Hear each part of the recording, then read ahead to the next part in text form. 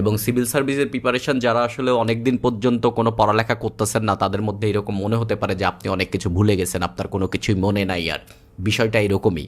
Civil সার্ভিসে একটা দীর্ঘদিনের কমিটমেন্ট। আপনি একটা দীর্ঘদিন যাবৎ পড়ালেখা করবেন। এইটা কিন্তু আপনি যেমন 4 বছর ধরে আপনি একটা অনার্স মাস্টার্স ডিগ্রি অর্জন করেছেন, ঠিক এইরকম একটা, কিন্তু এটা নেহাতি কিন্তু কম না, এটাও প্রায়, যদি আপনার ফার্স্ট অ্যাটেমেই আপনার বিসিএস হয়ে যায়, তারপরেও এটা কিন্তু 3.5 বছরের একটা বিষয়। তার মানে এইটাও কিন্তু এক প্রকারের একটা বিএসসি ডিগ্রি নেওয়ার মতন। প্রিপারেশন নেবেন এবং খুব তাড়াতাড়ি হয়ে যাবে ব্যাপারটা তা না। এটা 2-1 মাস প্রস্তুতি নেওয়ার টাইম না, টাইমে এটা হয় না আসলে। আপনাকে একটা দীর্ঘ কমিটমেন্টের মধ্য দিয়ে আসতে হয়।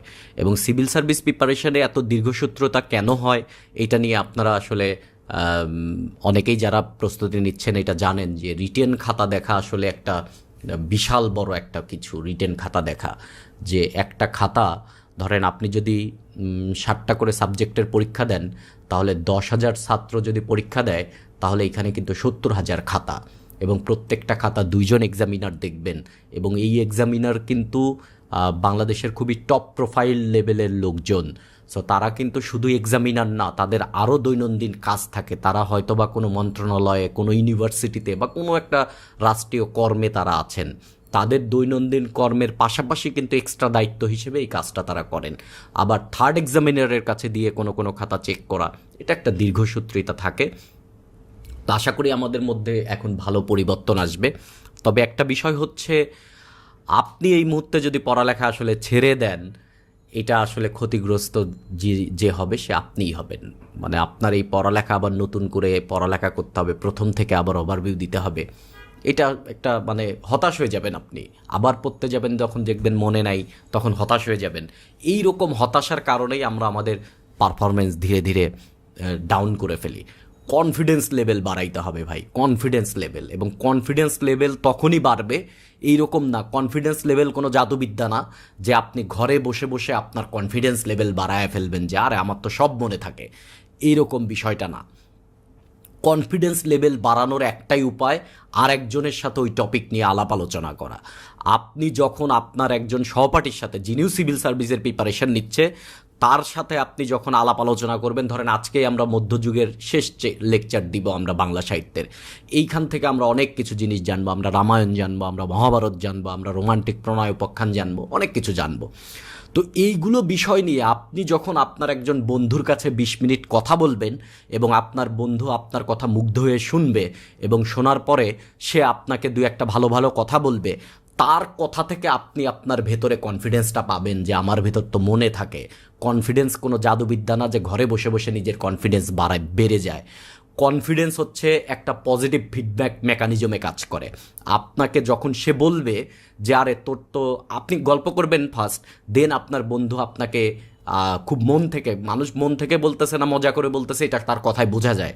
যখন আপনার আলোচনা শুনে সে আপনাকে 2-1টা পজিটিভ কথা বলবে, এই পজিটিভ আপনার ভেতরের পজিটিভিটিকে আরও বাড়াবে। এটাকেই বলা হচ্ছে পজিটিভ ফিডব্যাক মেকানিজম।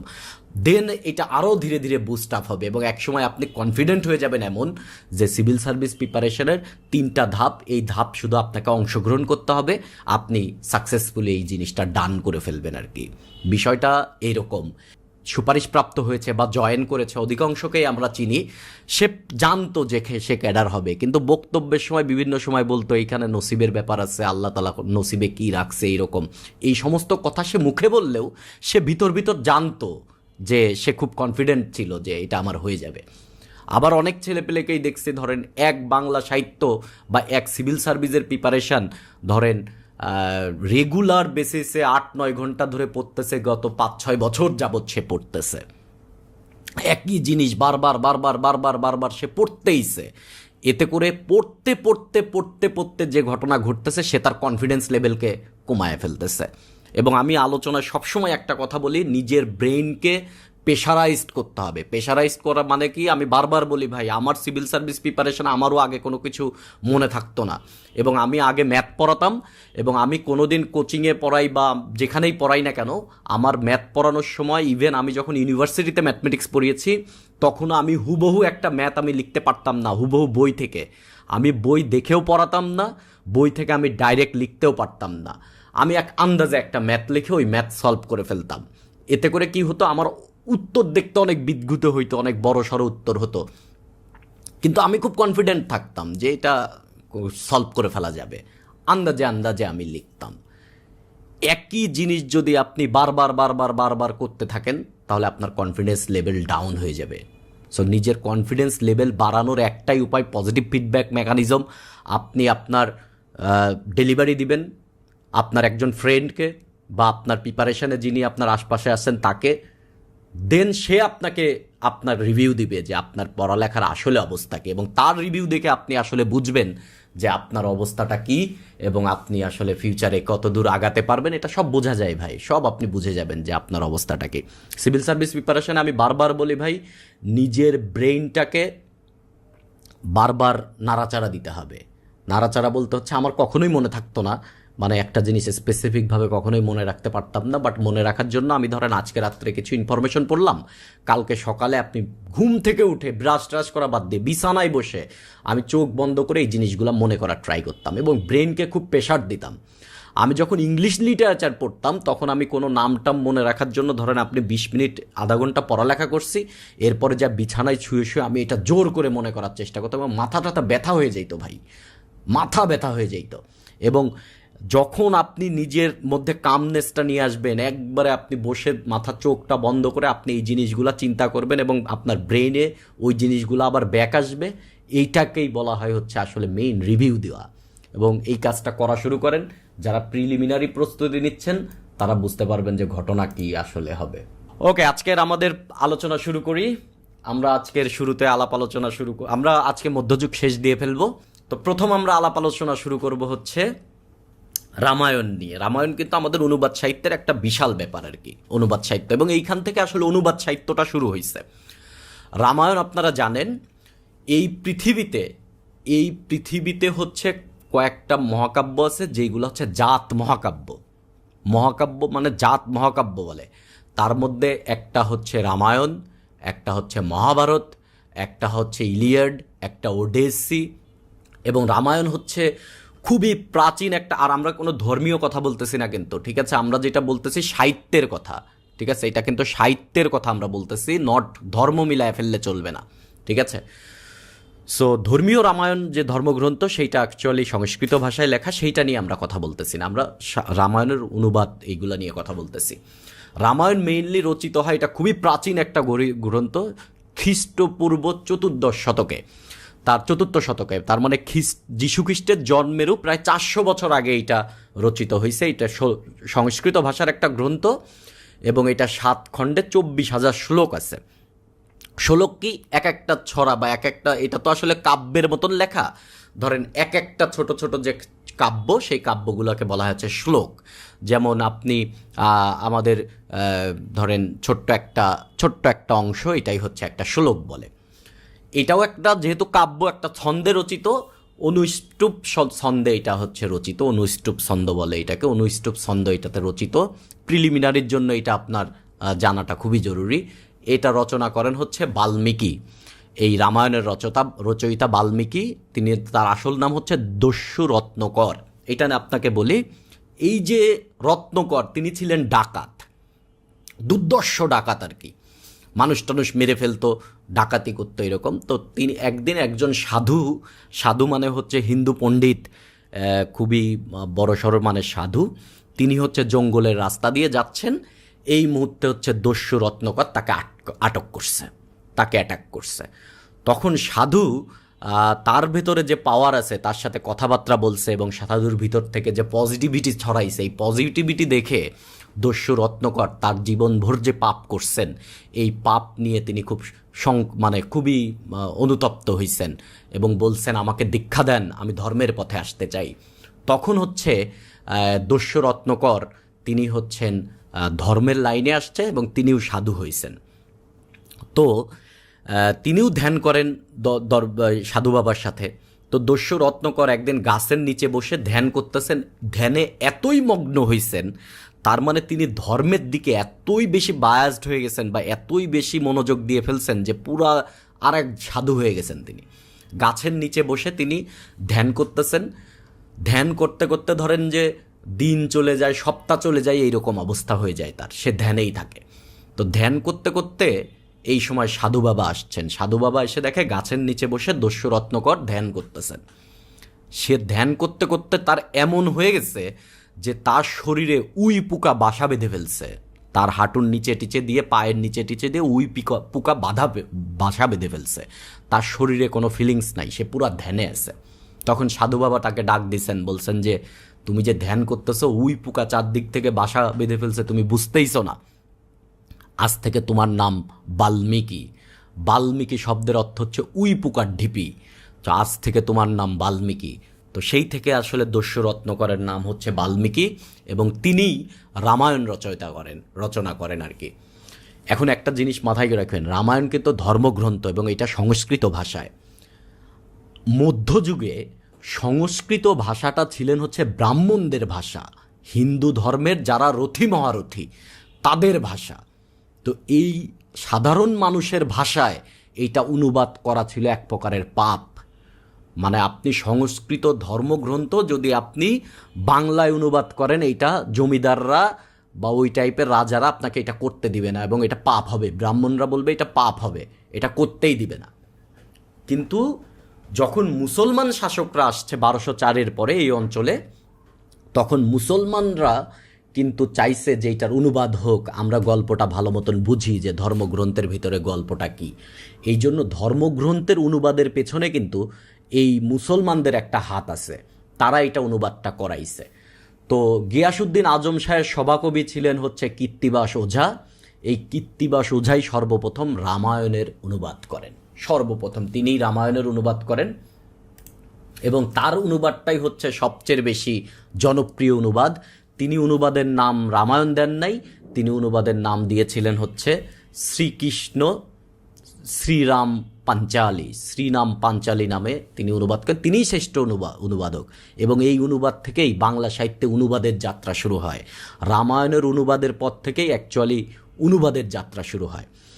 আমরা বিভিন্ন সময় কিন্তু এরকম মনে পড়ি যে অনুবাদ করছে একজন, নতুন লেখা নাই, উনি তো অমুক ভাষা থেকে অনুবাদ করছে অমুক বইটা। একটা ভাষায় যত বেশি সাহিত্য অনুবাদিত হবে, ওই সাহিত্য তত বেশি ইনরিচড হবেন। অধ্যাপক আব্দুর রাজ্জাক তার জীবনে কোনো বই না লিখলেও তিনি কিন্তু 2টা বইয়ের অনুবাদ করেছিলেন, এবং তিনি কিন্তু আহমদ সোফাকে বলেছিলেন যে অনুবাদের প্র্যাকটিসটা করা দরকার, অনুবাদটা খুবই জরুরি, অনুবাদ করাটা খুবই জরুরি। আপনাদের এখানে একটা জিনিস বলি, এই যে রামায়ণের কাহিনী আপনারা জানেন যে রাম সীতা লক্ষ্মণের কাহিনী, যেখানে হচ্ছে রাবণ এসে সীতাকে অপহরণ করে নিয়ে যায়। এই যে দেখেন, এই যে এই হচ্ছে রাবণ, আর এই সীতাকে ছবিতে, এটা একটা কাল্পনিক ছবি আর কি, একজন আঁকছেন। তো সীতাকে কি হয়েছে আপনার, এই বনবাসে তারা আছে, তো বনের মধ্যে একটা ঘর কেটে আছে। এইখানে রামের ওয়াইফ হচ্ছেন সীতা, আর রামের ভাই হচ্ছে লক্ষ্মণ। তো তারা একটা স্বর্ণের হরিণ দেখতে পাইছে, স্বর্ণের হরিণ। তো এই স্বর্ণের হরিণটা শিকার করার জন্য রাম গেছেন। তো রাম যাওয়ার পরে রাম আর ব্যাক আসতেছেন না। এরপরে রামের ভাই লক্ষ্মণ রামের খোঁজে গেছে, কিন্তু বাসায় তো সীতাকে একা রেখে যাবেন না। তখন লক্ষ্মণ যাওয়ার সময় ঘরের পাশ দিয়ে একটা দাগ টেনে দিয়ে গেছেন, বলছে এই দাগের বাইরে, সীতাকে বলে গেছে এই দাগের বাইরে আপনি যাবেন না, এর মধ্যেই আপনি থাকবেন। সো বাইরে থেকে কোনো বিপদ আপনার এখানে আসবে না। এখন রাবণ তো আসলে তাকে অপহরণ করবে। রাবণ কিন্তু রাবণের বেশে আসেন নাই, রাবণ আসছে একজন সাধুর বেশে, একজন সাধুর বেশে আসছে রাবণ। রাবণ এসে এই সীতাকে এই যে ভিক্ষা দেওয়ার নাম করে, এই যে দেখেন নিচে দিয়ে দাগটা কাটা আছে, দাগের বাইরে নিয়ে আসছে, বাইরে নিয়ে অপহরণ করে নিয়ে গেছে। এবং এইখানে একটা পাখি ছিল জটায়ু বাঁচানোর চেষ্টা করছে, কিন্তু পারে নাই। এখানে আপনাদের একটা বিষয় বলি, দেখেন রাবণ সীতাকে অপহরণ করছে একবার, এবং রাবণ কিন্তু সীতাকে ভালোবাসছে। সে কিন্তু সীতাকে নিয়ে গিয়ে সীতাকে জোর করে নাই, সীতার প্রেম ভিক্ষা করছে আর কি, এইরকম আর কি। কিন্তু রাবণকে কিন্তু শাস্তি দেওয়া হয়েছে, রাবণ কিন্তু ক্ষমাও পায় নাই, রাবণকে শাস্তি দেওয়া হয়েছে। এটা নিয়ে আপনাদের একটা জিনিস বলি, আপনারা শুনতে ভাল লাগবে। কিছুদিন আগে একটা মুভি বের হয়েছিল হচ্ছে মনোজ বাজপেয়ীর একটা মুভি, এই মুভির নাম হচ্ছে সির্ফ এক বান্দাই কাফি হে, একটা ধর্ষণ মামলার কেস নিয়ে মুভি, খুবই ভালো মুভি, আপনারা চাইলে দেখতে পারেন।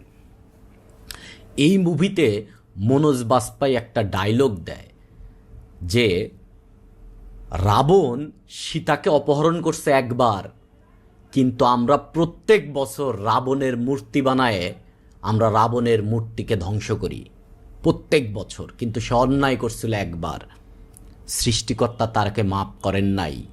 কেন মাপ করেন নাই এবং কেন পৃথিবী যতদিন আছে রাবণের ততদিন এরকম শাস্তি চলতে থাকবে? কেন?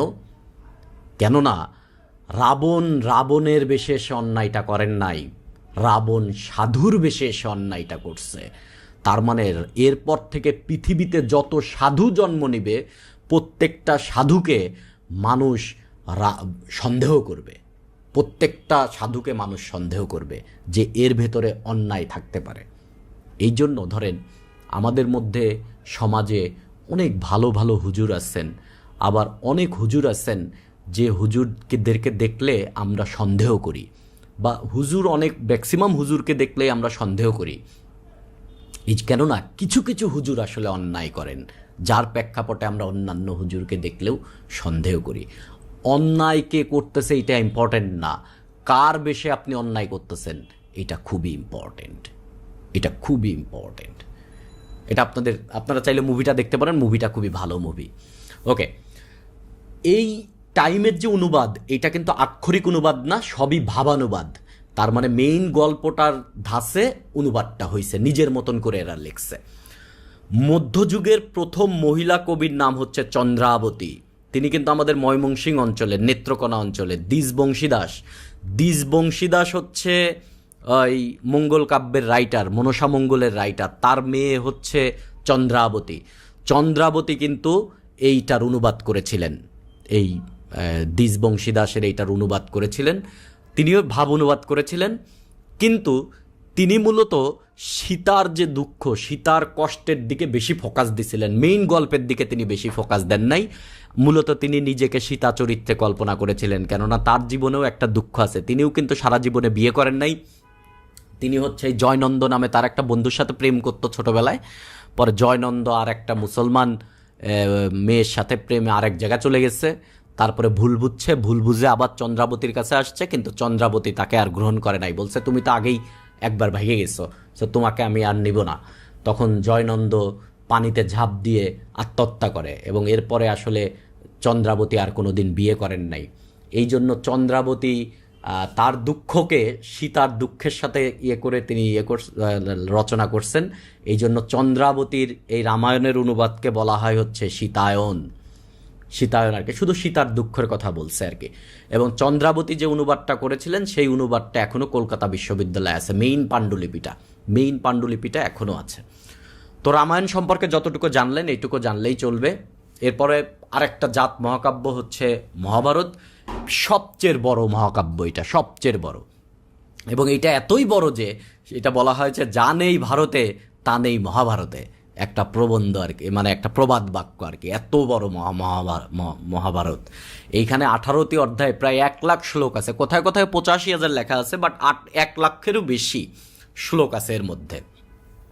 এইটাকে লেখা হয়েছিল হচ্ছে মহর্ষি বেদব্যাস, বা এটাকে ব্যাসদেবও বলা হয়। বেদব্যাস যখন এটা লেখেন তিনি হচ্ছে হিমালয়ে তিনি ধ্যানে ছিলেন, হিমালয়ে ধ্যানে থাকতে থাকতে তিনি পুরা মহাভারতটা কল্পনা করেন, পুরা মহাভারতের গল্পটা তিনি কল্পনা করে ফেলেন, এবং তিনি বলেন যে আমি এখন মহাভারত লিখব। তার মানে কি তিনি গল্প বলবেন আর একজন লিখবে, কিন্তু লেখার জন্য তিনি চয়েস করছেন গণেশ, যে হিন্দুদের যে দেবতা গণেশকে তিনি চয়েস করছেন, বলছে আমি গল্প বলবো, গণেশকে লিখতে হবে। গণেশ এসে বলছে যে ঠিক আছে আমি লিখব, কিন্তু একটা শর্ত আছে, একবারে গল্পটা বলতে হবে, আমি লিখে চলে যাব, গল্প বলে যাইতে হবে, কোনো থামাথামি নাই। তখন কিন্তু ব্যাসদেব একটা বুদ্ধি বের করছে, গণেশের সাথে একটা চুক্তিতে গেছে, বলছে ঠিক আছে, কিন্তু আমি যে গল্প বলবো তুমি সেই গল্প লিখবা, কিন্তু তুমি যতটুকু লিখবা ততটুকুর অর্থ তোমাকে বুঝতে হবে, না বুঝলে তুমি পরের লাইন লিখতে পারবে না। এর জন্য কি করছে ব্যাসদেব হচ্ছে কিছুক্ষণ পর পর খুব কঠিন কঠিন লাইন বলে, কঠিন শ্লোক বলে। এই শ্লোকের অর্থ বুঝতে গণেশের কিছুক্ষণ টাইম লেগে যায়, ততক্ষণে হচ্ছে ব্যাসদেব আবার পরের প্লটটা সাজায় আর কি। এইভাবে করে পুরা জিনিসটা লেখছে আর কি, এই মহাভারতের টোটাল ঘটনাটা। মহাভারতের কাহিনীটা খুবই ভালো কাহিনী। আপনারা একটা মহাভারতের কাহিনী জানতে পারেন যে যুধিষ্ঠির ছিলেন হচ্ছে পঞ্চপাণ্ডবের 5 ভাই, তার এক ভাই হচ্ছেন যুধিষ্ঠির। তো তাদের যিনি এই 5 ভাইয়ের একজন হচ্ছে ওয়াইফ ছিল, তার নাম হচ্ছে দ্রৌপদী। তো বড় ভাই হচ্ছে যুধিষ্ঠির। তো যুধিষ্ঠির হচ্ছে পাশা খেলে। পাশা হচ্ছে আগের যুগের রাজাদের খেলা, এক প্রকারের জুয়াও বলা চলে, পাশা খেলা। তো তাদের যে রাজ্যটা, এই রাজ্যটা হচ্ছে আপনার রাজ্যটা তাদের চাস্তো ভাইদের সাথেই এই পাশা খেলায় যুধিষ্ঠির হেরে যায়। হেরে 13 বছরের জন্য তার রাজ্যটা দিয়ে দেয় আর কি, রাজ্যটা দিয়ে দেয়। 13 বছর পরে যখন পাণ্ডবরা বা যুধিষ্ঠিররা আবার ব্যাক আসার পরে এই ওরা যাদের কাছে হেরে গেছিল 13 বছর পরে, তারা ব্যাক দিতে চায় না, ব্যাক দেয় না আর কি। তখন তারা যুদ্ধে লিপ্ত হয়, এবং এই যুদ্ধটাই হচ্ছে, এই যুদ্ধর হচ্ছে কি বলে এটাকে, এই যুদ্ধের একটা নাম আছে, এই নাম আমি ভুলে গেলাম, গেছি। এই একটা আপনারা জানেন, হয় জেনে নেবেন আর কি। এই যুদ্ধে পরবর্তীতে তারা আবার তাদের রাজ্য ব্যাক পায়। এইরকম কাহিনী, অনেকগুলা কাহিনীর একটা পার্ট হচ্ছে এইটা। তো মহাভারত এতই বিশাল যে মহাভারত রচনা হওয়ার পর দেবতার এইটার নাম ছিল শুরুতে ভারত। তো দেবতারা কি করছে, একটা পালা নিছে। পালায় হচ্ছে বেদ, হিন্দুদের কিন্তু আর একটা ধর্মগ্রন্থ আছে বেদের 4টা খণ্ড এক পালায় দেয়, আর মহাভারতকে এক পালায় দেয়। মহাভারতের দিকে বেশি ভার হয়ে যায়। তখন দেবতারা বলে যে এইটা এতই বিশাল, এইটার নাম ভারত হবে না, এইটার নাম হবে মহাভারত। এইভাবেই নামকরণ করা হয় আর কি। তো সেনাপতি পরাগল খান, চট্টগ্রামের সেনাপতি, তার পৃষ্ঠপোষকতায় কবীন্দ্র পরমেশ্বর এইটার প্রথম অনুবাদ করেন, এবং তিনি নাম দেন হচ্ছে পরাগলি মহাভারত, কবীন্দ্র পরমেশ্বর। আর সবচেয়ে জনপ্রিয় অনুবাদক হচ্ছে কাশিরাম দাস। এবং মহাভারত নিয়ে কোনো কোশ্চেন আসলেই এই লাইনটা লিখে দিবেন, এবং রিটেনের ক্ষেত্রে এই লাইনটাই লিখে দিবেন, মহাভারতের কথা অমৃত সমান, কাশিরাম দাস ভানে শোনে পুণ্যবান। এইটা কিছু কিছু জিনিস মুখস্থ রাখতে হবে, মধ্যযুগ থেকে ভালো কোশ্চেন আসবে এবং এটা মার্ক পাওয়া যাবে ভালো। এরপরেরটা হচ্ছে ভগবতটাও কিন্তু মহাভারতেরই একটা পার্ট। এইটা একটা আলাদা ধর্মগ্রন্থ। এইখানে মূলত রাধাকৃষ্ণের কথা বলা হয়েছে এইখানে। এইটার রচয়িতা হচ্ছে বেবদেব বা বোপদেব আর কি, এইটার রচয়িতা। এইটার যিনি অনুবাদক, তার নাম হচ্ছে, তিনি সবচেয়ে জনপ্রিয় অনুবাদক মালাধর বসু এইটাকে অনুবাদ করছে শ্রীকৃষ্ণ বিজয় নামে। মালাধর বসুর উপাধি হচ্ছে গুণরাজ। মহাভারতের ভেতরেও এই রাধাকৃষ্ণের কাহিনী আছে, ভগবতেও রাধাকৃষ্ণের কাহিনী। তো এই 3টা এইখান থেকে অনুবাদ সাহিত্য শুরু, এবং ধর্মগ্রন্থের অনুবাদ হয়েছে আর কি। এইখানেও কিন্তু চরিত্রেতে এখনো মানুষ আসে নাই। আগেও যে মঙ্গল কাব্য ছিল, আগেও যে আপনার বৈষ্ণব পদাবলী ছিল, এইগুলো সবই ছিল হচ্ছে ধর্ম আশ্রিত কাব্য। এখন প্রথম আসতেছে হচ্ছে যে এইখানে কাহিনীর মধ্যে মানুষ ঢুকছে, দেবতারা না, মানুষদের লৌকিক কাহিনী, ঠিক আছে, পুরাণিক কাহিনী না, লৌকিক কাহিনী সাহিত্যের মধ্যে আসছে। সেটা হচ্ছে মুসলমানরা আনছে, এবং মধ্যযুগে মুসলমানদের সবচেয়ে বড় যে অবদান, সেটা হচ্ছে রোমান্টিক প্রণয়োপাখ্যান। এবং এইটা হচ্ছে ধর্ম নির্ভর না, মানুষ নির্ভর কাহিনী। এবং মধ্যযুগের প্রথম যিনি বাঙালি কবি, তিনি হচ্ছে শাহ মোহাম্মদ সগীর। বাঙালি বলতে মুসলমান কবি শাহ মোহাম্মদ সগীর। তিনি হচ্ছেন গিয়াসউদ্দিন আবজম শাহর আমলের কবি, এবং তিনি প্রথম লেখেন ইউসুফ জুলেখা। যদিও এইটা ধর্ম আশ্রিত, ইউসুফ এবং জুলেখার প্রেম নিয়ে, বাট ধর্মের কাহিনী হলেও এর মধ্যে মানুষের কাহিনীও আছে। ঠিক আছে। এবং এইটা মধ্যযুগের সব একই ছন্দ, পয়ার ও ত্রিপদী ছন্দ, এটাও পয়ার ও ত্রিপদী ছন্দে রচিত এবং এইটাও কিন্তু কাব্যগ্রন্থ। তো মধ্যযুগের প্রথম কোনো কবি তিনি হচ্ছে মানে প্রথম মুসলমান কবি তিনি হচ্ছে শাহ মোহাম্মদ সগীর। এখান থেকে মূলত এটাও একটা অনুবাদ সাহিত্য, কেননা ইউসুফ জুলেখা তিনি রেখেন নাই, তিনি এটা মানে ফার্সি ভাষা থেকে এটা অনুবাদ করছেন। ঠিক আছে, এটা যা ম্যাক্সিমামই অনুবাদ সাহিত্য আসছে এবং এই অনুবাদ সাহিত্যের বিকাশ ঘটে হচ্ছে আরাকান রাজসভায়। আপনারা জানেন এটা মিয়ানমার রোহিঙ্গারা যেখানে ছিল ওই অঞ্চলের, এবং এই আরাকান রাজসভাকে তখন বলা হতো রসাঙ্গ বা রসাং রাজসভা আর কি। এই রাজসভার প্রধানমন্ত্রী ছিলেন হচ্ছে ক্রয়াশী মগন ঠাকুর, তিনি ছিলেন হচ্ছে রাজসভার প্রধানমন্ত্রী। তিনি রচনা করেন হচ্ছে চন্দ্রাবতী। একটু আগে যে চন্দ্রাবতীর কথা বলছি সেই চন্দ্রাবতী কিন্তু মানুষ, আর এই চন্দ্রাবতী হচ্ছে একটা লোককাহিনী এবং এইখানে কোনো ধর্মের কাহিনী নাই, একবারে লোককাহিনী, মানুষের কাহিনী। এবং এইটা হচ্ছে ক্রয়াশী মগন ঠাকুরের লেখা চন্দ্রাবতী। এইখানে কিন্তু আরেকটা জিনিস আসবে একটু পরে, পদ্মাবতী। পদ্মাবতী আর চন্দ্রাবতী কিন্তু মিলায় ফেললে চলবে না।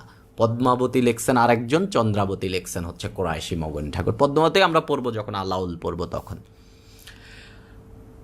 এই রাজসভার এই ক্রয়াশী মগন ঠাকুর কিন্তু বাঙালি না, কিন্তু আরাকান রাজসভার প্রথম বাঙালি কবি এবং প্রথম লৌকিক কাহিনীর রচয়িতা হচ্ছে দৌলত কাজী, এবং তিনি লিখছিলেন সতী ময়না ও লোর চন্দ্রানী।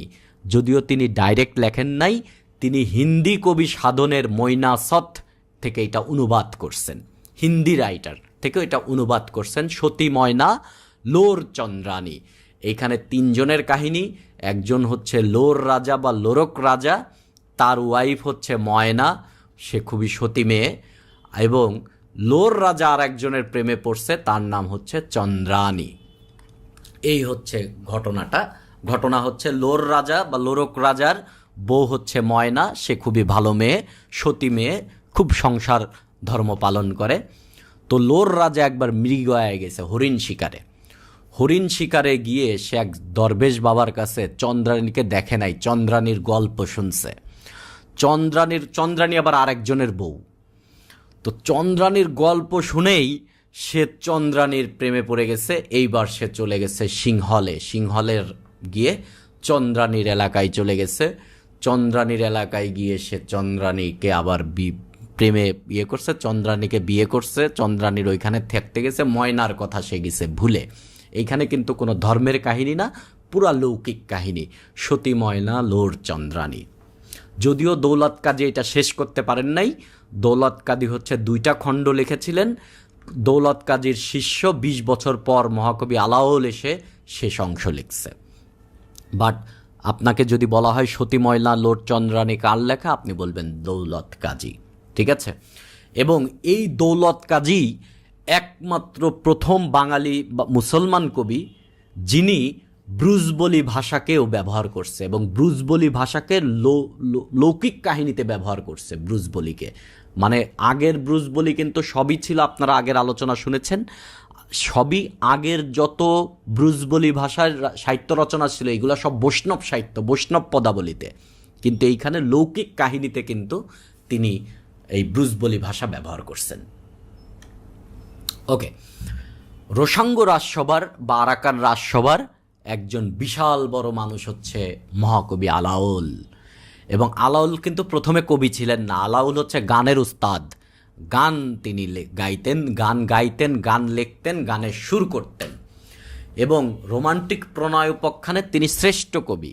যদিও তিনি আগেই কবি না, তিনি একটা গ্রন্থ রচনা করেন ক্রয়াশী মাগন ঠাকুরের অনুরোধে। ক্রয়াশী মাগন ঠাকুরকে ওই রাজসভার প্রধানমন্ত্রী, রাজা না কিন্তু প্রধানমন্ত্রী, সেই অনুরোধে তিনি বলেন যে তুমি একটা গ্রন্থ রচনা করো, এবং গ্রন্থটার নাম হচ্ছে পদ্মাবতী। এবং এই গ্রন্থ কিন্তু তিনি ডাইরেক্ট লেখেন নাই, তিনি মালিক মোহাম্মদ জাইসির এর পদ্মবত থেকে এটা অনুবাদ করছেন। কিন্তু আলাউল তো তখনও কবি না, আলাউল হচ্ছে গাতক, তিনি সঙ্গীত রচনা করেন এবং সুর টুর করেন আর কি। তো আলাউল প্রথমে অবাক হয়ে গেছে, বলছে আমি তো এটা পারবো না, বলে চেষ্টা করেন, এটা পারবেন, ঠিক আছে। এবং এই পদ্মাবতী তিনি এতই চমৎকারভাবে রচনা করছেন যে তিনি সবাই বলছেন যে আপনি শুধু গানের ওস্তাদ না, আপনি একটা বিশাল বড় কবি। ঠিক আছে। এবং আরেকটা বিষয় হচ্ছে আপনাদের বলি, এই মালিক মোহাম্মদ জয়সির কিন্তু তিনি হিন্দি ভাষায় শুধু ব্যাপারটা না, তিনি কিন্তু মুসলমান ছিলেন এবং তিনি ফরাসি হরফে হিন্দি ভাষা লেখা শুরু করছিলেন। মানে হিন্দি ভাষাটার ভেতরে তিনি ফরাসি হরফ আনার চেষ্টা করছিলেন আর কি। আলাউলের আরেকটা বিখ্যাত গ্রন্থ হচ্ছে হপ্ত পয়কর তিনি লিখেছিলেন রসুল বন্দনা থেকে, মানে হজরত মোহাম্মদ সাল্লাল্লাহু আলাইহি সাল্লামের বন্দনার জন্য সেটা লিখছেন, মানে তার গুণগান গেয়ে এটা লিখছে আর কি, যদিও এটাও এক প্রকারের অনুবাদ। তিনি আরও লিখছিলেন সাইফুল মুলক বদিউজ্জামান, এইটাও অনুবাদ। সিকান্দার নামা, এইটাও অনুবাদ। তোফা নীতিকাব্য, এইটাও তিনি অনুবাদ। মানে কি করলে কি হবে, হাদিস কালামের কথা, আপনার ধর্মের কথা, এইভাবে চলাফেরা করতে হবে, জীবনযাপন এইভাবে করতে হবে, এটা হচ্ছে নীতিকাব্য। মানে আপনি কি করবেন কি করবেন না, এটার নাম হচ্ছে তোফা। এইটা হচ্ছে তার একমাত্র হচ্ছে একবারে মৌলিক গ্রন্থ, কোনোটা থেকে তিনি অনুবাদ করেন নাই। রাগ তাল নামা, এইখানে তিনি হচ্ছে বিভিন্ন সুর, গান ইত্যাদি বিষয় আর কি লিখছে আর কি। এই আলাউল নিয়ে কোশ্চেন আসতে পারে রিটেনে, আলাউল নিয়ে যদি, আর যে ইনফরমেশন এগুলো পিলির জন্য যথেষ্ট। ইনফরমেশন যদি আসে, আপনারা আলাউলকে নিয়ে আসার চান্স খুবই বেশি। আলাউলের একটা লাইন মনে রাখবেন, প্রেম বিনে ভাব নাই, ভাব বিনে রস, ত্রিভুবনে যাহা দেখি প্রেম হতুনে বস। মানে প্রেমেই সব কিছু আর কি। এটা পদ্মাবতীর একটা লাইন, এটা আপনারা মনে রাখবেন আর কি। আলাউল কিন্তু এই পদ্মাবতীর আপনারা কাহিনী জানেন। পদ্মাবতীর কাহিনী হচ্ছে এই যে রাজা ছিলেন, এইখানে আবার হচ্ছে ওই ইয়ে চলে আসে, এই রাজা ছিলেন হচ্ছে রত্নসেন। রাজা রত্নসেনের প্রেম ছিল হচ্ছে এই পদ্মাবতীর সাথে। পদ্মাবতী হচ্ছে মেয়ে, তার নাম, মানে নায়িকার নামে নাম আর কি, সাহিত্যটার নাম। তো রত্নসেনের কাছে ছিলে হচ্ছে পদ্মাবতী। তো এর কাছে হচ্ছে চলে আসে হচ্ছে তখন আলাউদ্দিন খিলজি হচ্ছে পদ্মাবতীর রূপে আকৃষ্ট হয় এবং আকৃষ্ট হয়ে সে পদ্মাবতীকে চায়, নাইলে যুদ্ধ করবে। তারপরে যুদ্ধ হয়, দীর্ঘদিন যুদ্ধ চলে, 8-10 বছর যুদ্ধ চলে। পরে যুদ্ধে আসলে জয় পরাজয় হয় না, দীর্ঘ যুদ্ধ। পরে আলাউদ্দিন খিলজি এসে বলে যে ঠিক আছে, আর যুদ্ধ করব না, পদ্মাবতীকে আমার দরকার নাই, কিন্তু তোমার কাছে যে রত্ন ভাণ্ডার আছে সেই রত্ন আমাকে দিয়ে দাও। এইভাবে রত্ন ভাণ্ডার নিয়ে যুদ্ধ হয়। এইখানে একটা চরিত্র আছে হীরামন পাখি একটা চরিত্র আছে। আর এটা নিয়ে বোধহয় সিনেমাও আছে, হিন্দি সিনেমাও আছে, আপনারা চাইলে এগুলাও একটু দেখতে পারেন, কোনো সমস্যা নাই। ওকে, এরপরে আসতেছে এই রাজসভারই আরেকজন দৌলত উজির বাহারাম খাঁ। এবং দৌলত উজির বাহারাম খাঁ হচ্ছে মোল্লা আব্দুল রহমান মোল্লা জামির, এইটাও ইরানের পারস্য দেশের লাইলি ওয়া মজনুন, এটার অনুবাদ করেন লাইলি ওয়া মজনুন মানে হচ্ছে লাইলির জন্য পাগল, মজনু মানে হচ্ছে পাগল, পাগল হয়ে যাওয়া মানে হচ্ছে আপনি মজনু হয়ে গেছেন। ঠিক আছে, তো লাইলির জন্য পাগল, এর মানে কিন্তু লাইলি মজনু মানে যে নায়িকার নাম লাইলি আর নায়কের নাম মজনু তা না। নায়িকার নাম লাইলি, কিন্তু নায়কের নাম হচ্ছে কয়েস হয়ে গেছে লাইলির জন্য পাগল। ঠিক আছে, আমিরের পুত্র কয়েস আর বণিকের কন্যা হচ্ছে লাইলি। এখন এই এতই তারা স্কুলে পড়তো, একই পাঠশালাতে, প্রেম হইছে, কিন্তু দুই পরিবার এই প্রেম মেনে নিবে না, এই প্রেম কোনোভাবেই মেনে নিবে না। লাইলির আর এক জায়গা বিয়ে হয়ে যায়। এরপরে সে দেখে একদিন জঙ্গলের পারে মজনু পাগল অবস্থায় আছে। এইটা দেখে লাইলির খুব দুঃখ হয়, লাইলি সুইসাইড করে। পরবর্তীতে আপনার মজনু লাইলির কবরের কাছে এসে মজনুও মারা যায় আর কি, মজনু না কয়েস আর কি। এই হচ্ছে লাইলি মজনুর কাহিনী। এবং এই লাইলি মজনুর কাহিনী এতভাবে, ধরেন কিছুক্ষণ পরে আমরা পুঁথি সাহিত্য পড়ব, তারপরে হচ্ছে আমরা আমাদের লোকসাহিত্য পড়ব, বিভিন্নভাবে এই সাহিত্যটা আসলে ছড়ায়া গেছে, বিভিন্নভাবে গল্প চেঞ্জ হয়েছে, গল্প এক জায়গা থেকে আরেক জায়গায় গেছে। ঠিক আছে, তো দৌলত উজির বাহারাম খাঁয়ের লেখা। এবং আপনাদের এখানে আরেকটা ইনফরমেশন দিই, আপনারা জানেন যে 1955 সালে বাংলা একাডেমি প্রতিষ্ঠা হয়েছে। এই যে ঢাকা ভার্সিটিতে বাংলা একাডেমি আপনারা চিনেন, বাংলা একাডেমি থেকে বই পাবলিশ হয়। কিন্তু 1956 সালে বাংলা একাডেমি থেকে প্রথম যে বইটা পাবলিশ হয় সেটা কিন্তু দৌলত উজুরি বাহারাম খানের লাইলি মজনু বইয়ের নাম। এই লাইলি মজনু বইটাই বাংলা একাডেমি থেকে 1956 সালে প্রথম প্রতিষ্ঠিত হয়। বাট এই লাইলি মজনু এটা কিন্তু অনেক আগের বই, অনেক আগে। দৌলত উজুরি বাহারাম খা কিন্তু সেই ষষ্ঠ শতক সপ্তদশ শতক এই টাইমের আর কি। ওকে, দৌলত উজির বাহারাম খায়ের আর একটা কাহিনী আছে, সেটা হচ্ছে ইমাম বিজয়। ইমাম বিজয় মূলত হচ্ছে কারবালার কাহিনী। আর আগে ওই টাইমে কিন্তু এই কারবালার কাহিনী এগুলাকে বলা হতো জঙ্গনামা, এটা খুব চলতো আর কি। কারবালার কাহিনী নিয়ে তিনি লিখছেন ইমাম বিজয়। তাহলে দৌলত উজির বাহারাম খায়ের আমরা দুইটা জিনিস মনে রাখবো, লাইলি মজনু এবং ইমাম বিজয়। এবং দৌলত উজির বাহারাম খাকে আমরা যদি টোটাল অনুবাদ সাহিত্য নিয়ে আসে বা রোসাঙ্গ রাজসভা নিয়ে আসে, রোমান্টিক প্রণয়োপাখ্যান নিয়ে আসে, সেইগুলাতে এইগুলা কিন্তু আমরা রেফারেন্স হিসেবে লেখার সময় ব্যবহার করব। ঠিক আছে, তো এখন আমরা কথা বলা শুরু করতে পারি হচ্ছে কবিগান নিয়ে। সো কবিগান বা কবিয়াল বলা হয় হচ্ছে যারা হিন্দুরা একই জিনিস, আবার মুসলমানদের বলা হতো হচ্ছে শায়ের। আর শায়ের হচ্ছে আরবি শব্দ, শায়ের মানে কবি আর শায়েরি মানে কবিতা। ওই যে আপনারা দেখবেন যে এক শায়ের শোনায় দেয়, প্রেমের জিনিস শোনায় দেয় আর কি, হিন্দি উর্দুতে বা আরবি ফার্সিতে এরকম আর কি। ওকে, এই কবিগানটা কেমন হয়?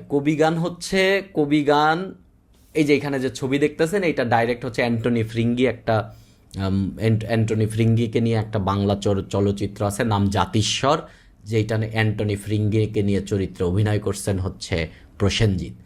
এইখানে দেখেন এই একদল বসছে এই পারে, আর একদল বসছে হচ্ছে এই পারে। ঠিক আছে, আশপাশে দর্শকরা আছে। তিনি এই দলের প্রধান গাতক বা কবিয়াল, এই দলের প্রধান গাতক হচ্ছে তিনি। এরা কিন্তু রেডিমেড কবিতা গানের ছলে বলবে আর কি, এবং যুক্তি দিবে, কবিতার মধ্যে এক একটা যুক্তি দিবে। সে তাকে একটা যুক্তি দিবে, এই যুক্তি খণ্ডন করবে সে। তো সে যখন যুক্তিটা ওর উপর চাপায় দিবে বা প্রশ্ন চাপায় দিবে, এইটাকে বলা হয় হচ্ছে চাপান। আর যখন সে আবার তার প্রশ্নের গানে গানে উত্তর দিবে, তখন ওইটার নাম হচ্ছে উত্তর। আর এই দুইটা জিনিসকে একসাথে বলা হচ্ছে বাদাবাদী। ঠিক আছে, এই যে দুই কবির মধ্যে বাদাবাদী। ঠিক আছে, যে একজন প্রশ্ন করবে সে উত্তর দিবে, আবার সে প্রশ্ন করবে সে উত্তর দিবে। আপনারা এই সিনেমাটা দেখতে পারেন, জাতিস্বর, খুবই ভালো সিনেমা। এই গানের প্রধান যিনি একবার আদি করে কবি গানের, তিনি হচ্ছে গুজলাগুই। কথায় কথায় গুজলাপুট লেখা আছে, বাট গুজলাগুই। এবং শ্রেষ্ঠ কবি হচ্ছে হারু ঠাকুর, এই কবি গানের শ্রেষ্ঠ কবি। অন্যান্যরা আছেন হচ্ছে কেষ্টামুচি, অ্যান্টনি ফ্রিঙ্গি। এই অ্যান্টনি ফ্রিঙ্গি তিনি কিন্তু পর্তুগাল থেকে এই দেশে এসেছিলেন, এবং তিনি এই দেশে এসে এই কবিগান দ্বারা প্রভাবিত হন। কবিগান তিনি শিখেন, এবং তিনি একজন বিধবাকে বিয়েও করেছিলেন। কিন্তু সতীদাহর টাইমে চিতা থেকে তুলে নিয়ে আসছিল আর কি, এনে বিয়ে করেছিলেন। ভোলা ময়রা এবং নিতাই বৈরাগী, এই কয়েকজনের নাম মনে রাখবেন। এইগুলা প্রিলিতে আসতে পারে, আবার রিটেনে যদি কবিগান নিয়ে কোনো শর্ট কোশ্চেন আসে, সেই ক্ষেত্রে আপনি কিছু নাম দিয়ে রেফারেন্সে যদি লেখেন তাহলে খুব ভালো হবে আর কি। এই কবিগান সংগ্রহ করার কাজ শুরু করেছিলেন ঈশ্বরচন্দ্র গুপ্ত। আমরা ঈশ্বরচন্দ্র গুপ্তকে নিয়ে একসময় পড়ব। যুগ সন্ধিক্ষণের কবি, যুগ সন্ধিক্ষণ কী জিনিস এটাও আমরা পড়ব। তার একটা পত্রিকা ছিলেন, পত্রিকার নাম হচ্ছে সংবাদ প্রভাকর, তারই পত্রিকা। এই পত্রিকায় তিনি সংগৃহীত কবিগানগুলা ছাপতেন। আর মুসলমানরা যারা কবিগান গেতেন তাদেরকে বলা হয় শায়ের, এবং উল্লেখযোগ্য শায়ের হচ্ছে ফকির গরিবুল্লাহ, সৈয়দ হামজা, তারপরে মালে মোহাম্মদ। দু একটা নাম মনে রাখলেই চলবে। ফকির গরিবুল্লাহর নাম মনে রাখবেন, বিভিন্ন জায়গায় তারা আসবে। তবে তারা হিন্দুরা মূলত তাদের ধর্মাবলম্বী বিষয় নিয়ে গান গেতেন, আর মুসলমানরা যে কবি গান গেতেন সেইগুলা মূলত হচ্ছে হজরত মোহাম্মদ সাল্লাহ ইসলাম, কারবালা বা তার পরিবার স্বজনদের নিয়ে তারা কবি গান গেতেন আর কি। এইগুলাকে বলা হতো তখন জঙ্গনামা। জঙ্গনামা কি? জঙ্গনামা হচ্ছে কারবালার কাহিনী, বা হচ্ছে আপনার হজরত মোহাম্মদ সাল্লাহ ইসলাম এবং তার পরিবারের লোকজনের যে বীরত্বের কাহিনী, যুদ্ধ ধরেন উহুদের যুদ্ধ বা বদরের যুদ্ধ, এই টাইপের যুদ্ধের কাহিনীগুলা তারা এরকম গল্প আকারে ছন্দ করে বলতো, গ্রাম অঞ্চলে এইগুলা চলতো। এইগুলোকে বলা হতো জঙ্গনামা। এর আদিকবি হচ্ছে দৌলত উজির বাহারাম খা। একটু আমরা অনেক এই অনুবাদ সাহিত্যেও পড়ে আসছি। জনপ্রিয় কবি হচ্ছে ফকির গরিবুল্লাহ, এবং ফকির গরিবুল্লাহর লেখা একটা জঙ্গনামা হচ্ছে আমির হামজা। এই আমির হামজা কে জানেন? হজরত মোহাম্মদ সাল্লাহ ইসলামের চাচা হামজা ইবনে আব্দুল মুত্তালিব। আমরা যাকে মুত্তালিব হিসেবে বেশি চিনি, তার আসলে নাম ছিলেন আমির হামজা। তো তিনি শুধু চাচাও না, সে কিন্তু দুধ ভাইও বটে। হজরত মোহাম্মদ সাল্লাহ ইসলামের চাচা এবং দুধ ভাই, মানে যার কাছ থেকে ওই যে দুধমা হজরত মোহাম্মদ সাল্লাহ ইসলামের দুধমা যে এই মুত্তালিবের দুধমাও কিন্তু একই জন, এই জন্য দুধ ভাইও বটে। তিনি মূলত হচ্ছে উহুদের যুদ্ধ, বদরের যুদ্ধে খুবই বীরত্বের সাথে যুদ্ধ করেন, এবং তার এই বীরত্বের কাহিনী, যুদ্ধের বীরত্বর কাহিনী নিয়েই যে জঙ্গনামা বা যে কবি টাইপের গান টাইপের রচিত হয়েছে, তার নামই হচ্ছে আমির হামজা। এটা লিখছেন ফকির গরিবুল্লাহ। ঠিক আছে, ওকে। এরপরে টপ্পা গান। টপ্পা গানও হচ্ছে এক প্রকারের গান, বাট এই গানটা মেইনটি হচ্ছে পাঞ্জাব অঞ্চলে এই গানটা শুরু, বাট অনেকেই বলে আরব অঞ্চল থেকে ওইটা আসছে। মূলত এই গান যারা উট চালাতো, তারা এই গান গেতো। উট চালাইতে চালাইতে এই টপ্পা গান গেতো। বাট আমাদের টপ্পা গানের উদ্বোধক হচ্ছে রামনিধি গুপ্ত, বাট একবারে আদি কবি হচ্ছে কালী মির্জা। বাট কালী মির্জা অত বিখ্যাত না, রামনিধি গুপ্ত জিনিসটাকে একবারে সামনে নিয়ে আসছে। এবং এইগুলা লৌকিক গান, এই গানের মধ্যে কোনো ধর্মের কথাবার্তা নাই, লৌকিক গান। যেমন একটা গানের লাইন হতে পারে রামনিধি গুপ্ত, সখী কোথায় পাবো তারে, যারে প্রাণ সপিলেম, যাহার কারণে আমি কলঙ্কিনী হইলেম। এই মনে রাখতে পারেন আপনারা টপ্পা গানের জন্য। এই বিভিন্ন জিনিসের জন্য দুই লাইন করে মুখস্থই করে রাখতে হবে রিটেনের জন্য। এগুলা কিন্তু লেখার অলংকার। ঠিক আছে, দোভাষী পুঁথি, এটা পুঁথি সাহিত্য বা হচ্ছে বটতলার পুঁথি। পুঁথি শুধুমাত্র মুসলমানদের কাহিনী নিয়ে পুঁথি রচিত হতো, এবং এটাকে দোভাষী পুঁথি বলা হতো কেন? বাংলার পাশাপাশি এই পুঁথিগুলোর মধ্যে বিভিন্ন ফার্সি বা আরবি ভাষা ব্যবহার করা হতো, এই জন্য নাম ছিল দোভাষী পুঁথি। বটতলার পুঁথি কেন বলা হতো? এইটা খুবই পচা কাগজে, যে নিউজ প্রিন্ট টাইপের পচা কাগজে এইটা ছাপা হতো। আর এইটা ছাপা হচ্ছে কলকাতার এটা খুব অল্প দামে, মানে গ্রাম অঞ্চলে এই গানগুলো চলতো। তো এইটা বেশি মানুষ, মানে বড় লোকরা কিনতো না, গরিবরা কিনতো। এই জন্য পচা কাগজে খুব সস্তা প্রেসে ছাপা হতো। আর কলকাতায় যে জায়গা হচ্ছে সস্তা কাগজগুলোতে প্রেস হতো কম দামে, ওইটা ছিল বটতলা। জায়গার নামই ছিল বটতলা। বটতলা থেকে এটা ছাপা হতো, এই জন্য নাম হচ্ছে বটতলার পুঁথি। এবং এর জনপ্রিয় লেখক হচ্ছে ফকির গরিবুল্লাহ। এই আমির হামজাও কিন্তু এক প্রকারের পুঁথি, ইউসুফ জুলেখার কাহিনী এরকম পুঁথি হিসেবে চলতো। এই পুঁথি না, এখানে যে ছবিটা দেওয়া হয়েছে এটা একটা স্পেশাল কারণ আছে। এটা একটা কবি গানের ধাঁচ পাবেন, এইখানে পুঁথির ধাঁচ পাবেন, অনেক কিছুর ধাঁচ পাবেন এই গানটার মধ্যে। এই যে ছবিটা আপনারা দেখতেছেন, এটা হচ্ছে আপনার এই আমাদের যে এই কি বলে মাটির ময়না সিনেমার একটা মাটির ময়না সিনেমার একটা দৃশ্য। এটা একটা মাটির ময়না সিনেমার গান, আপনারা দেখতে পারেন। মাটির ময়না সিনেমাটা খুবই ভালো একটা সিনেমা, যারা দেখেন নাই অবশ্যই দেখবেন। মাটির ময়না সিনেমায় দেখেন এই যে বটগাছের নিচে এই দুইজন হচ্ছে দুইজন গায়ক, একজন যে যুক্তি দিবে আর একজন ভিন্ন যুক্তি দিবে। এই যে এই গানটা হচ্ছে এরকম, যদি বেচতে যাইতে চাও গো অন্তরে রাইখো আল্লাহর ডর। তার মানে সে বলতেছে কি, আল্লাহর ডর থাকতে হবে, আল্লাহর ভীতি থাকতে হবে যদি বেচতে যাইতে চান। আর সে উত্তর দিচ্ছে, যদি আল্লাহর সন্তান চাও গো প্রেম রাখিও অন্তরের ভিতর।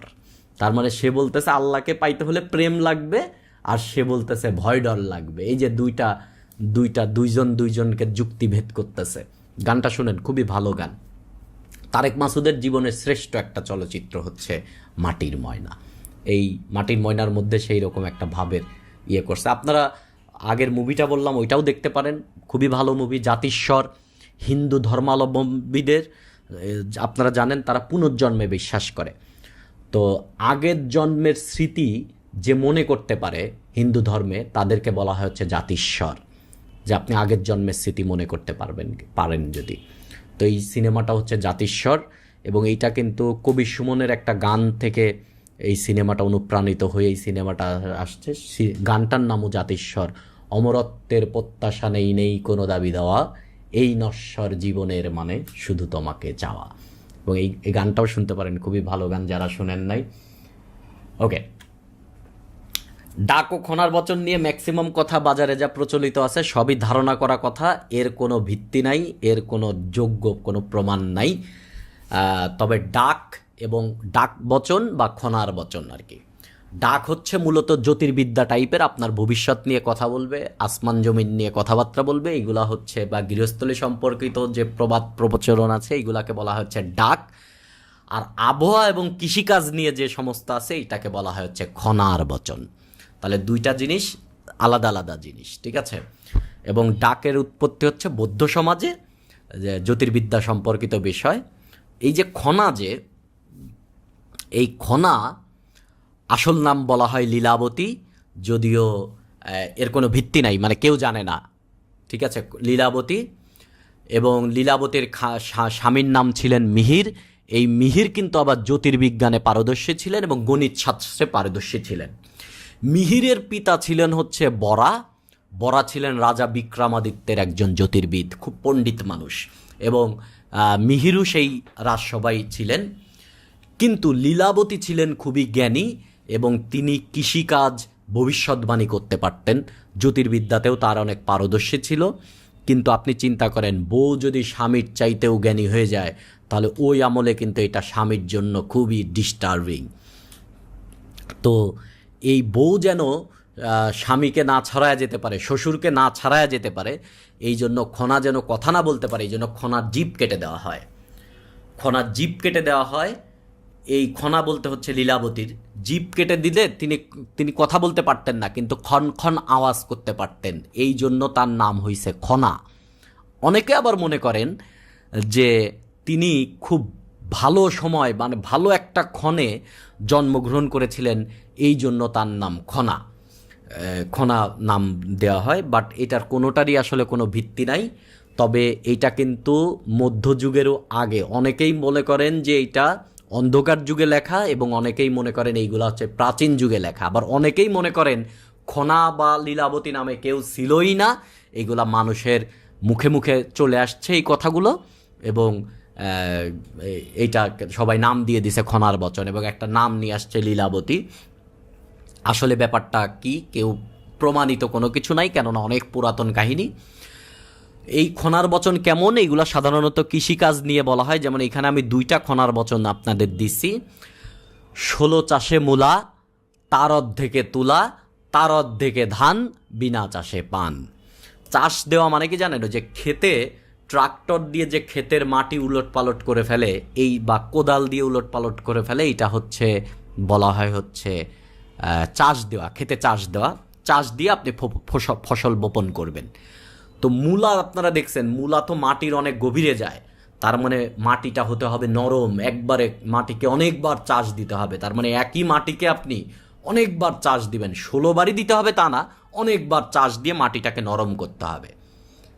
তো 16 চাষে মূলা, তার মানে অনেক চাষ দিবেন আপনি। তার অর্ধেকে তুলা, একটু কম চাষ দিয়ে আপনি ওইখানে তুলা লাগাতে পারবেন, তার চাইতেও কম চাষ দিয়ে আপনি ধান লাগাবেন। আর পান লাগাইতে আপনার কোনো চাষই দেওয়া লাগবে না, খেতে আপনি ডাইরেক্ট পান লাগাইয়া দিতে পারবেন, পানের বরজ আপনারা দেখছেন। সো এটা একটা খনার বচন। আর একটা হচ্ছে আউশ ধানের চাষ লাগে 3 মাস। আমি সাধারণত লাস্টের এইটা লিখতাম, যদি পরীক্ষায় টরীক্ষায় এগুলো আসতো, আমি এইটা লেখার জন্য রেডি ছিলাম, আউশ ধানের চাষ। কেননা খনার বচন নিয়ে ম্যাক্সিমাম লিখবে কলা রুয়ে না কাটে তো পাত, তাতেই কাপড় তাতেই ভাত। এইটা হচ্ছে খুব পরিচিত, এটা সবাই লেখে, কিন্তু আমি এটা লিখতাম না। ওকে, আমি লিখতাম আউশ ধানের চাষ লাগে 3 মাস। আচ্ছা, লীলাবতী নিয়ে আপনাদের একটা ঘটনা বলি। সেটা হচ্ছে লীলাবতী চরিত্রটা চলে আসছে আপনাদের। এর আগেও আমি একদিন বলেছিলাম যে এই শওকত আলীর একটা আছে হচ্ছে প্রদোষে প্রাকৃত জন। এইটা হচ্ছে মুসলমানরা যখন আসছে ওই টাইমের, ওই প্রদোষে প্রাকৃত জনেও কিন্তু নায়িকা হচ্ছে লীলাবতী।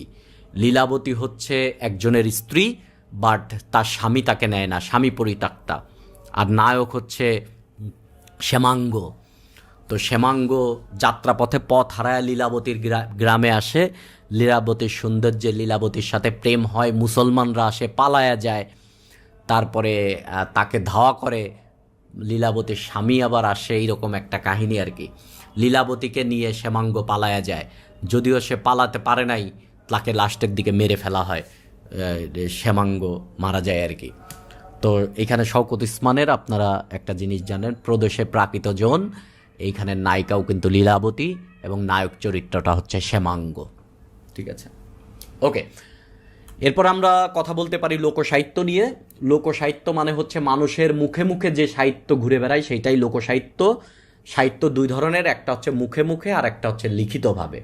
লোকসাহিত্য বহু প্রাচীন, ওই টাইমে মানুষ লেখাটাকা হতো না, যেমন ধাঁধা, ছড়া, প্রবাদ প্রচলন, কেচ্ছা। ওই যে ছোটোবেলায় আমরা গ্রামে যখন শুয়ে থাকতাম, আমরা আমাদের যারা দাদা দাদি এদেরকে বলতাম যে দাদু একটা কেচ্ছা শোনাও, আন্দাজে একটা গল্প বলতো, রাজার গল্প, এই গল্প সেই গল্প, এইভাবে মুখে মুখে আর কি এইগুলা ছড়ায় বেড়ায়। এইগুলাই হচ্ছে লোকসাহিত্য, মৌখিক ধারার সাহিত্য। লোকে মুখে যে সাহিত্য ছড়ায়, এই সাহিত্যের সবচেয়ে প্রাচীন ধারাটা হচ্ছে ছড়া।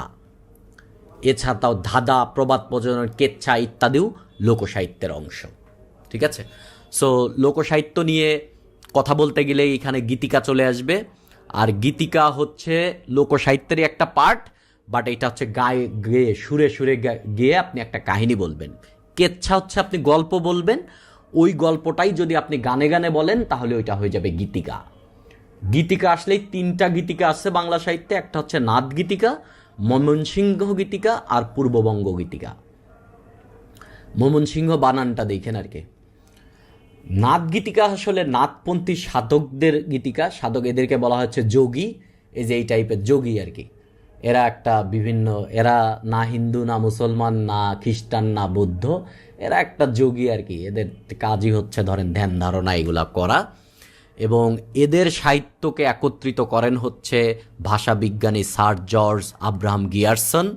তিনি রংপুর অঞ্চলে ঘুরে ঘুরে কৃষকদের কাছ থেকে এটা সংগ্রহ করেন এবং মানিক রাজার গান হিসেবে এটা প্রকাশ করেন। তিনি মানিক রাজার গান নামে তিনি নাদ গীতিকা প্রকাশ করেন। এবং এখানে অনেকগুলা পালা আছে, এক একটা পালা মানে এক একটা কেচ্ছা বা একটা গল্প আর কি। এই পালার মধ্যে একটা গোপীচন্দ্রের গান হচ্ছে একটা বিখ্যাত পালা আর কি। নাদ গীতিকার পরেই চলে আসবে ময়মনসিংহ গীতিকা, এবং ময়মনসিংহ গীতিকায় দুইজনের নাম খুবই সিরিয়াস নাম। তার মধ্যে একজনের নাম হচ্ছে দীনেশচন্দ্র সেন এইজন, আর একজন হচ্ছে চন্দ্রকুমার দে। চন্দ্রকুমার দে মূলত হচ্ছে গীতিকা সংগ্রহ করার জন্য খুবই গুরুত্বপূর্ণ ভূমিকা পালন করেন।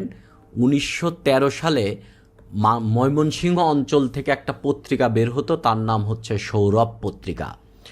এই সৌরভ পত্রিকায় সেই গীতিকাগুলো প্রকাশ করত চন্দ্রকুমার দে। এই মুহূর্তে কলকাতা বিশ্ববিদ্যালয়ে হচ্ছে ভাষা বিজ্ঞানী, এবং তিনি আমাদের যে লোকসাহিত্য নিয়ে গবেষণা করতেছিলেন তিনি হচ্ছে এই দীনেশচন্দ্র সেন। তো দীনেশচন্দ্র সেন এই সৌরভ পত্রিকায় চন্দ্রকুমার দের রিপোর্ট দেখে চন্দ্রকুমার দেকে তিনি খুব পছন্দ করেন, এবং চন্দ্রকুমার দেকে তিনি নিয়োগ দেন হচ্ছে এই গীতিকাগুলো সংগ্রহ করার জন্য ময়মনসিংহ, নেত্রকোনা এইসব অঞ্চল থেকে। পরবর্তীতে আরও নিয়োগ দেন জসিমউদ্দিনকে এবং আশুতোষ চৌধুরী, এই দুইটা নাম খুবই ইম্পর্টেন্ট। চন্দ্রকুমার দের সাথে এরাও কিন্তু গীতিকাগুলো সংগ্রহ করেন। এবং 1923 সালে তিনি প্রথম হচ্ছে ময়মনসিংহ গীতিকা আকারে তিনি প্রকাশ করেন, এবং এর একটা ইংলিশ ট্রান্সলেশনও তিনি প্রকাশ করেন, ইস্টার্ন বেঙ্গল ব্যালটস এর প্রথম খণ্ড। এইটা 1923 সালে তিনি প্রকাশ করেন। পরবর্তীতে এটা 23টা ভাষায় অনুদিত হয়, এবং ময়মনসিংহ গীতিকার ভেতরে 10টা পালাগান আছে, মানে 10টা কেচ্ছা আছে। মহুয়া, মালুয়া, চন্দ্রাবতী, দেওয়ান ভাবনা, তারপরে দেওয়ানা মদিনা, এরকম আর কি। টোটাল 10টা কেচ্ছা আছে। এর মধ্যে কিন্তু চন্দ্রাবতীর লেখাও আছে। চন্দ্রাবতীকে এই যে শুরুতেই বলে আসছে, চন্দ্রাবতী রামায়ণের অনুবাদ করেছিলেন। দেওয়ান ভাবনা চন্দ্রাবতীর লেখা। দস্যু কেনারামের পালা, এইটাও চন্দ্রাবতীর লেখা। মলুয়া পালাটাও চন্দ্রাবতীর লেখা। এই পালাগুলার কাহিনী না গুগলে সার্চ দিয়ে ছোট ছোট করে আপনারা পড়ে নিতে পারেন, খুবই মজার মজার কাহিনী, কেচ্ছা টাইপের কাহিনী আর কি। এবং এইগুলো না, দেওয়ানা মদিনাটা খুব ইম্পর্টেন্ট, এটা লিখছেন হচ্ছে মনসুর বয়াতি। নাম দেখে মনে রাখেন যে সে কিন্তু একজন গ্রামের অজপাড়াগায়ের বয়াতি তা না, তিনি কিন্তু একজন লোকবিজ্ঞানী, খুবই শিক্ষিত লোক। কিছুক্ষণ পরেই আপনারা পড়বেন। ময়মনসিংহ গীতিকা নিয়ে যদি কোনো কোশ্চেন আসতো, আমি একটা গানের লাইন মনে রাখতাম, আপনারা এই গানটা শুনবেন। মহিনের ঘোরাগুলি ব্যান্ডটার কাভারটা আপনারা শুনবেন। এই গানটা যে কোনো কাভার শুনবেন না, শুনতে ভাল লাগে না, বাট মহিনের ঘোরাঘুরির গানটা শুনতে খুবই ভালো লাগে। নয়াবাড়ি লইয়ারে বাইদা লাগাইল বাইগুন, সেই বাইগুন তুলতে কন্যা করিল জুড়িল কান্দন গো জুড়িল কান্দ। কান্দনা কান্দনা কন্যা না কান্দিও আর, এই বাইগুন বেচ্চা দিয়াম তোমার গলার হার রে তোমার গলার হার। আমি এই গানটা প্রচুর শুনতাম এবং এইটাও ময়মনসিংহ গীতিকারই গান। সো আমি রেডি থাকতাম, গীতিকা নিয়ে কোনো কোশ্চেন আসলেই এই গান আমি মেরে দিব। অথবা এরপরে আরেকটা গান আছে যে এই গানেরই আরেকটা লাইন আছে, ওই লাইনও লিখতে পারেন। নয়াবাড়ি লইয়ারে বাইন্দা লাগাইল কচু, সেই কচু বেচা দিয়াম তোমার হাতের বাজু গো তোমার হাতের বাজু। গানটা অবশ্যই শুনবেন, যারা শুনেন নাই অবশ্যই শুনবেন। আশা করি খুবই জনপ্রিয় গান, অনেকেই শুনছেন, খুবই চমৎকার গান, এটা শুনে ফেলবেন সবাই। ময়মনসিংহ গীতিকার পরে আমরা পড়ব হচ্ছে পূর্ববঙ্গ গীতিকা। 3টা গীতিকা, একটা হচ্ছে নাথ গীতিকা, ময়মনসিংহ গীতিকা, পূর্ববঙ্গ গীতিকা। একই জিনিস, তারা যারা আগেরটা সংগ্রহ করছে তারাই এইটাই সংগ্রহ করছে। এই ময়মনসিংহ গীতিকা যারা সংগ্রহ করছে এটাও তারাই সংগ্রহ করছে, একই সাথেই সংগ্রহ করছে, কিন্তু এটা প্রকাশ হয়েছে হচ্ছে 1926 সালে এবং 3 খণ্ডে পূর্ববঙ্গ গীতিকা নামে প্রকাশ করেন। এইটাও প্রকাশ করেন কিন্তু এই তো আপনার আগে যে ময়মনসিংহ গীতিকা যে প্রকাশ করছেন দীনেশচন্দ্র সেন, এটাও দীনেশচন্দ্র সেনই প্রকাশ করছে। এটা অনেক পালা আছে, 50টারও অধিক পালা আছে। এর কয়েকটা নাম মনে রাখবেন: নেজাম ডাকাতের পালা, কাফন চোরা, কাঞ্চনবালা, আয়না বিবি। মনে না রাখলেও চলবে, বাট যদি পূর্ববঙ্গ গীতিকা নিয়ে কোনো রিটেন কোশ্চেন আসে তাহলে এটা আপনার লিখতে হবে। আমাদের পূর্বাঞ্চল থেকে এটা কালেক্ট হয়েছে, নোয়াখালী, সিলেট, চট্টগ্রাম, ফরিদপুর থেকেও কিছু কালেকশন হয়েছে, কেননা হচ্ছে জসিমউদ্দিন ছিলেন তো কালেকশানে, ত্রিপুরা অঞ্চল থেকেও সংগ্রহ হয়েছে। অনেক বড় এটা পূর্ববঙ্গ গীতিকা। আজকের আলোচনায় লাস্ট আমরা যেটা কথা বলতে পারি সেটা হচ্ছে হারামণি। হারামণি মানে কি আপনি বুঝতে পারছেন? হারায়া গেছে যে মণি মুক্তা আর কি। হারামণি লোকবিজ্ঞানী মোহাম্মদ মনসুর উদ্দিন, যে মনসুর বয়াতি নামে পরিচিত ছিলেন, তিনিও কিন্তু এই লোক সাহিত্য সংগ্রহ করতেন। ধাঁধা, ছড়া, গান এগুলা কিন্তু তিনি সংগ্রহ করে বেড়াতেন। শুধু লোকগানই তার কাছে সংগ্রহে ছিল প্রায় 60,000। আপনি জানেন এই যে লালন শাহ যত গান লিখেছিলেন ম্যাক্সিমাম গানই কিন্তু হারায়া গেছে। আমরা যে গানগুলা জানি, অনেক গান, এর মধ্যে অধিকাংশ গানই কিন্তু মনসুর বয়াতি সংগ্রহ করেছিলেন এবং তার কাছে 6,000 লোকগানের সংগ্রহ ছিল। এবং মনসুর বয়াতির সাথে না রবীন্দ্রনাথের একটা ভালো সম্পর্ক ছিল, খুবই ভালো সম্পর্ক ছিল। রবীন্দ্রনাথের সাথে যাতায়াত ছিলেন এবং মনসুর বয়াতিকে রবীন্দ্রনাথ খুব পছন্দ করতেন। তখন কলকাতা থেকে প্রবাসী নামে একটা পত্রিকা বের হতো, সেই পত্রিকার একটা ফিচার বের হতো, তার নাম ছিল হারামণি। এই হারামণি নামটাও দিয়েছিলেন রবীন্দ্রনাথ ঠাকুর। আমাদের এই যে প্রাচীন লোকগান, লোকসাহিত্য, প্রাচীন সাহিত্য নিয়ে ওই পাতায় লেখা হতো, ওই পাতায় রবীন্দ্রনাথও লিখতেন। তো এই নামটাও কিন্তু এইখান থেকেই নিয়েছিলেন মনসুর বয়াতি যখন হারামণি প্রকাশ করছেন। মনসুর বয়াতিও কিন্তু লোকসঙ্গীতের একটা কালেকশন, লোক সাহিত্যের একটা কালেকশন হারামণি নামে প্রকাশ করেন। এই নামটা নিছেন কিন্তু রবীন্দ্রনাথের থেকে বা হচ্ছে প্রবাসী পত্রিকা থেকে। শুধু তাই না, এই হারামণি যে বইটা মনসুর বয়াতি পাবলিশ করছেন তার ভূমিকাও কিন্তু রবীন্দ্রনাথ লিখছেন। তার মানে রবীন্দ্রনাথের কাছে যার এক্সেস ছিল সে কিন্তু নর্মাল লোক না, বড়সড় লোক আর কি। তো আপনারা আজকে যতটুকু জানলেন এতটুকুই। আপনারা যেটা কাজ করবেন হচ্ছে আপনাদের যে সাহিত্য পাঠটা বইটা বলছি এটাতে রিডিং পড়বেন, এরপরে ডাইজেস্টে এসে এই তথ্যগুলা পড়বেন যারা প্রিলিমিনারি দিবেন, এবং এরপরে কিছু পরীক্ষা দিয়ে দিবেন। আপনাদের আমি বলেছি লাইভ এমসিকিউ থেকে দেন, কেননা আপাতত এই মুহূর্তেও এইখান থেকে কিছু পরীক্ষা দিয়ে দিবেন, এইটুকু আপনার প্রস্তুতি থাকবে। আর যাদের পরীক্ষা ক্যান্সেল হয়ে গেছে আপনারা জানেন 46 যারা দিবেন, পড়ালেখা চালু রাখতে হবে, আজ হোক কাল হোক পরীক্ষা তো হবে। আচ্ছা আমরা দেখি কোশ্চেন কে কি করেছেন, দু একটা কোশ্চেনের আনসার দিই।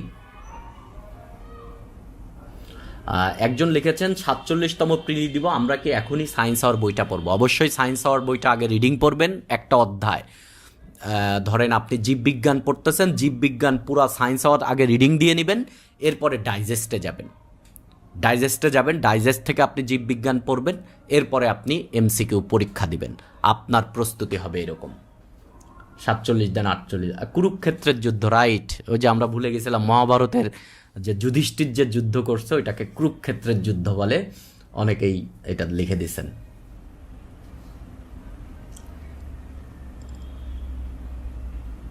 আর একজন বলছে এমসিকিউতে কিভাবে সর্বোচ্চ আউটপুট পেতে পারি? সর্বোচ্চ আউটপুট হচ্ছে মার্ক দেখে না, কেউ কখনো মার্ক দেখে সর্বোচ্চ আউটপুট হিসাব করবেন না, দেখবেন ভুল করলেন কয়টা। এক পরীক্ষায় যদি আপনি 10টা ভুল করেন, পরের পরীক্ষায় যদি 8টা ভুল করেন, তাহলে আপনার আউটপুট ভালো। ভুলের সংখ্যা কমাতে হবে, এটা হচ্ছে প্রিলিমিনারি প্রস্তুতির মেইন কাজ। আমরা আগেই বলছি আপনি বাংলা সাহিত্যের জন্য এই সাহিত্য লেকচার শুনবেন, এরপরে আপনি ডাইজেস্ট পড়বেন, এরপরে এমসিকিউ দিবেন। এই কাজগুলা করার পরে না আপনি বুঝে যাবেন কোন তথ্য ইম্পর্টেন্ট, কোন তথ্য ইম্পর্টেন্ট না। কোনো তথ্য সামনে আসলেই তথ্যটা যে ইম্পর্টেন্ট ব্যাপারটা তা না, আপনার ভেতরে ওই ইনটিউশন জেনারেট হতে হবে যে এই তথ্যটা ইম্পর্টেন্ট, এই তথ্যটা ইম্পর্টেন্ট না, ঠিক আছে? এবং এইটা হওয়ার জন্য এই মেকানিজম। আমরা শত শত বই পড়ব না, আমরা প্রত্যেকটা প্রস্তুতি রিটেনের একটা বই পড়ে নিব, এরপরে ডাইজেস্ট পড়ব, এরপরে লাইভ এমসিকিউতে প্রচুর পরীক্ষা দিব এবং নতুন নতুন তথ্য পেলে সুন্দর সুন্দর, এবং এই যে তথ্যগুলো দেখে মনে হয় এটা পরীক্ষায় আসার জন্য ইম্পর্টেন্ট, সেই তথ্যগুলো ডাইজেস্টের আশপাশ দিয়ে আমরা লিখে ফেলব। একজন লিখেছেন কোন টাইমে কোন সাবজেক্ট পড়বেন? ভাই এইগুলো কোনো বিষয়ই না ভাই, এগুলো আপনি ডিসিশন নেবেন আপনার পড়ালেখার। যেমন আজকে আপনি এইগুলা আমার কাছ থেকে মধ্যযুগের বিভিন্ন কিছু নিয়ে গল্প শুনলেন, এখন আপনি বই পড়বেন আজকে, কালকে আপনি ডাইজেস্ট পড়বেন, এরপরে পরীক্ষা দিবেন, এটাই তো। আর আপনাদের প্রত্যেক শুক্রবারের 200 মার্কের পরীক্ষা দিতে বলেছিলাম আমি, এবং আপনি 0 পান ভাই, তারপরেও 200টা কোশ্চেনের পরীক্ষা দিবেন। ভুলগুলা খেয়াল করবেন, কয়টা ভুল করলেন। আজকে যদি 40টা ভুল করেন, পরের দিন ট্রাই রাখবেন ভুল কমাতে হবে। মার্ক কত পান এটা দেখার দরকার নাই, ভুল কমাতে হবে। বাট 200 মার্কের এই পরীক্ষা প্রত্যেক শুক্রবার ভাই জুম্মার নামাজ পড়ে এসে পরীক্ষা দিয়ে দিবেন, খাওয়া দাওয়া করে বসে পরীক্ষা দিবেন, এটা করতেই হবে ভাই। আপনারা ভাই আমার কাছে টাকা দিয়ে পড়তে আসছেন, তার মানে আপনার কাছে কিছু রেসপন্সিবিলিটি আছে।